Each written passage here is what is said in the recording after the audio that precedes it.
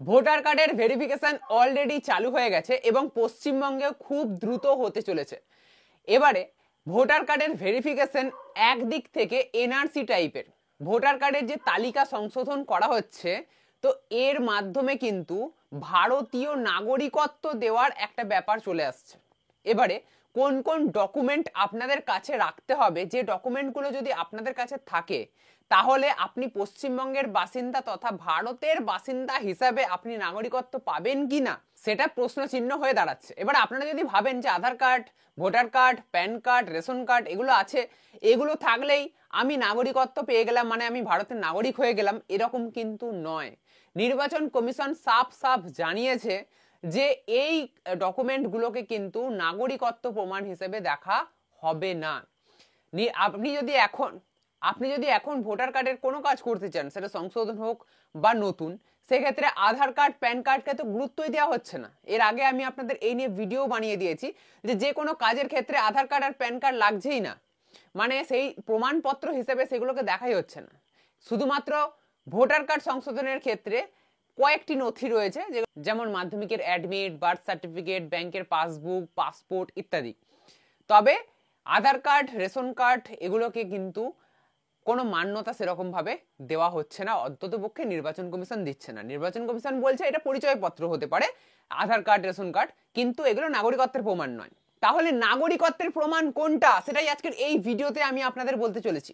যদি আপনি একজন ভারতীয় বাসিন্দা হয়ে থাকেন এবং ভারতে বসবাস করছেন, তাহলে কোন কোন ডকুমেন্টগুলো আপনাদের রেডি রাখতে হবে যখন পশ্চিমবঙ্গে এই ভোটার কার্ডের ভেরিফিকেশন চালু হবে। এই ডকুমেন্টগুলো যদি আপনারা রেডি রাখেন তাহলে আপনারা ভারতীয় নাগরিক হিসেবে এস্টাবলিশড হয়ে যাবেন, মানে আপনাদের আর অন্য কিছু হ্যাপা পোয়াতে হবে না, কোনো প্রবলেম হবে না। তো এমনই তিনটে ডকুমেন্টের কথা বলবো, যে তিনটে ডকুমেন্ট আপনাদের কাছে থাকলে আপনারা ভারতীয় নাগরিক হবেন। তার সাথে আমি আপনাদের সুপ্রিম কোর্ট কি রায় দিয়েছে সেটাও জানাবো। তো চলুন জেনে নেওয়া যাক এক এক করে। প্রথমেই, যদি আপনাদের পাসপোর্ট থাকে তাহলে আপনারা ভারতীয় নাগরিক। হ্যাঁ, পাসপোর্ট কিন্তু আপনাদের লাগবে। এবারে আপনাদের হয়তো প্রশ্ন উঠবে যে পাসপোর্ট কজনের থাকে? সত্যিই তাই, পাসপোর্ট কজনের থাকে, তবে যজনেরই থাকুক না কেন, যদি পাসপোর্ট থাকে তাহলে আপনি ভারতীয় নাগরিক। কারণ পাসপোর্ট বিদেশ মন্ত্রক দ্বারা জারি করা হয় এবং পাসপোর্ট অন্য দেশে যে আপনি ভারতীয় নাগরিক হিসাবেই কিন্তু এটা এস্টাবলিশ করে, যে আপনি যদি অন্য দেশে কোথাও ঘুরতে যান তাহলে আপনার পাসপোর্টটাই কিন্তু আগে দেখা হয় যে আপনি ভারতীয় নাগরিক। তো পাসপোর্ট সেই জন্যই কিন্তু ভারতীয় নাগরিকত্বের একটি প্রমাণ। যদি আপনাদের কাছে পাসপোর্ট থাকে তাহলে আপনি ভারতীয় নাগরিক, আপনার অন্য কোনো ডকুমেন্টের আর প্রয়োজন নেই। আপনারা জানেন নিশ্চয়ই যে পাসপোর্ট অনেক ভেরিফিকেশনের মাধ্যমে তৈরি হয়, খুব ইজিলি হয় না, পুলিশ ভেরিফিকেশন হয়, সব ডকুমেন্ট চেক করা হয়। তো আধার, এবারে হ্যাঁ আর একটা জিনিস, অনেকে আবার বলবে যে পাসপোর্ট যেটা তৈরি হচ্ছে সেটা কিসের বেসিসে হচ্ছে? আধার কার্ড, ভোটার কার্ড এগুলো সব দেখেই তো পাসপোর্ট তৈরি হচ্ছে। তাহলে Aadhaar card, voter card, PAN card এগুলোকে গুরুত্ব দেওয়া হচ্ছে না, আবার পাসপোর্টকে গুরুত্ব দেওয়া হচ্ছে। তো এর উত্তর আমার কাছে নেই, তবে এই প্রশ্নটা আমার মধ্যেও জেগেছে। তো এই সমস্ত ডকুমেন্ট দেখেই অ্যাকচুয়ালি পাসপোর্ট তৈরি করা হয়। যদিও পাসপোর্টের ক্ষেত্রে পুলিশ ভেরিফিকেশন হয় এবং পাসপোর্ট অন্যান্য দেশে অ্যাজ এ ইন্ডিয়ান সিটিজেনশিপ এটা প্রুফ করে। তো সেই জন্য পাসপোর্টকে কিন্তু আপনারা ধরতে পারেন যে হ্যাঁ এটা ভারতীয় নাগরিকত্বের প্রমাণ। এক নাম্বার গেল। এবারে 2 নাম্বার রয়েছে।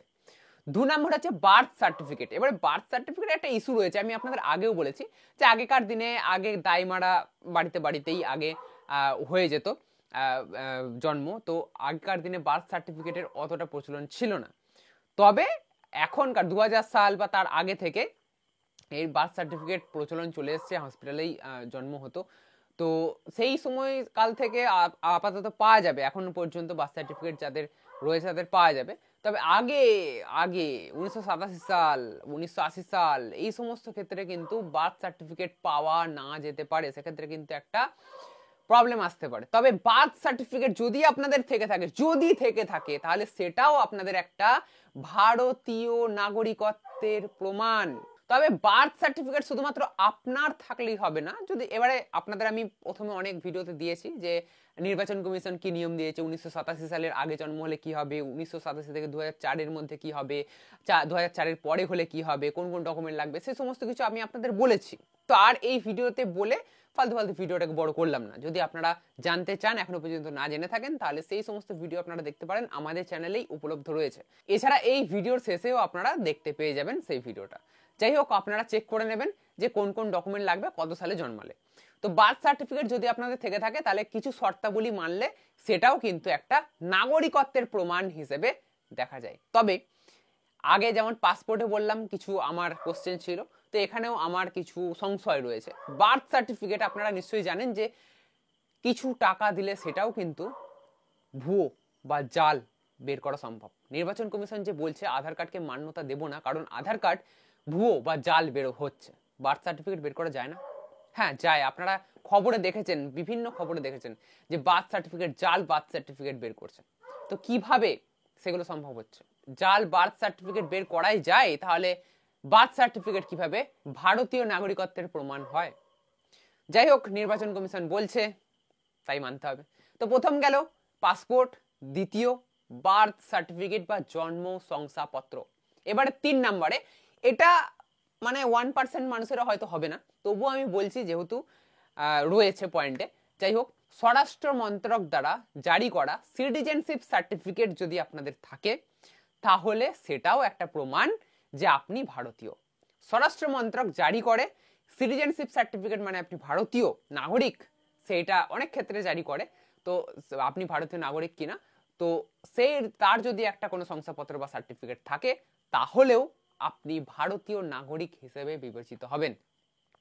বাকি অন্য যে কোনো কার্ড থাকুক না কেন, আপনি ভারতীয় নাগরিক হিসেবে বিবেচিত হবেন না।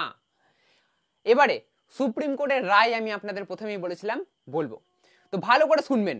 অনেক চ্যানেলে অনেক রকম বলছে, আসল কথাটা আমি আপনাদের সামনে তুলে ধরছি। নির্বাচন কমিশনের বিরুদ্ধে সুপ্রিম কোর্টে কেস হয়ে গেছে, কারণ এই যে ভোটার কার্ড ভেরিফিকেশন হচ্ছে তাই।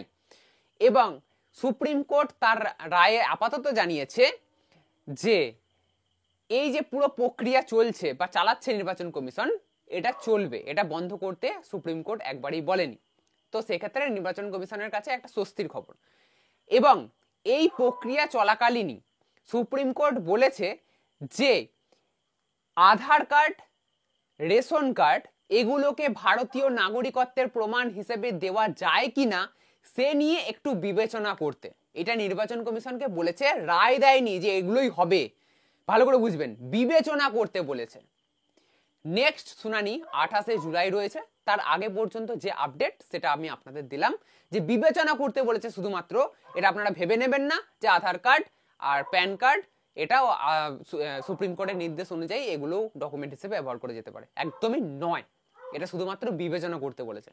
আপনাদের আমি 3টে পয়েন্ট বললাম, যেগুলো যদি আপনাদের থাকে তাহলে আপনারা একজন ভারতীয় নাগরিক হিসেবে আপনাদের প্রমাণপত্র রইল এবং আপনারা ভারতীয় নাগরিক হিসেবে এস্টাবলিশড হয়ে গেলেন। সেইগুলো যদি না থাকে, তাহলে যে 11টা ডকুমেন্টের কথা বলা হয়েছিল, আর যে 11টা ডকুমেন্টের কথা নির্বাচন কমিশন জানিয়েছিল, সেই সমস্ত ডকুমেন্ট কিন্তু আপনাদের প্রোভাইড করতে হবে। তো এগুলো বেসিক ডকুমেন্ট ছিল, এগুলো থাকলে আপনারা সিটিজেনশিপ পেয়ে গেলেন। ওকে, তাহলে এই 3টি ডকুমেন্ট থাকলে আপনাদের আর কোনো আলাদা ডকুমেন্ট লাগছে না। এই 3টি ডকুমেন্টই আপনাদের ভারতীয় নাগরিকত্বের প্রমাণ হয়ে যাচ্ছে। আশা করি আজকের এই ভিডিওটা আপনাদের অনেক ভালো লাগবে এবং আপনাদের যা মতামত রয়েছে সেই মতামতগুলো আপনারা জানাতে পারেন। আমি শুধুমাত্র আপনাদের কাছ পর্যন্ত খবর পৌঁছাচ্ছি, এগুলো আমার নিজস্ব কোনো খবর নয়, ঠিক আছে? এগুলো জাস্ট আমি যে খবরগুলো পাচ্ছি সেগুলো সব জড়ো করে আপনাদের আমি দেওয়ার চেষ্টা করছি। সঠিক খবর, একদম মনে রাখবেন, এই চ্যানেল থেকে সঠিক খবরই পাওয়া যায়। আশা করবো আজকের ভিডিওটা আপনাদের ভালো লাগবে। যদি ভালো লেগে থাকে তাহলে অবশ্যই লাইক করবেন। এরকমই নতুন নতুন আর ইন্টারেস্টিং ভিডিও পেতে অবশ্যই চ্যানেলটিকে সাবস্ক্রাইব করে রাখতে ভুলবেন না।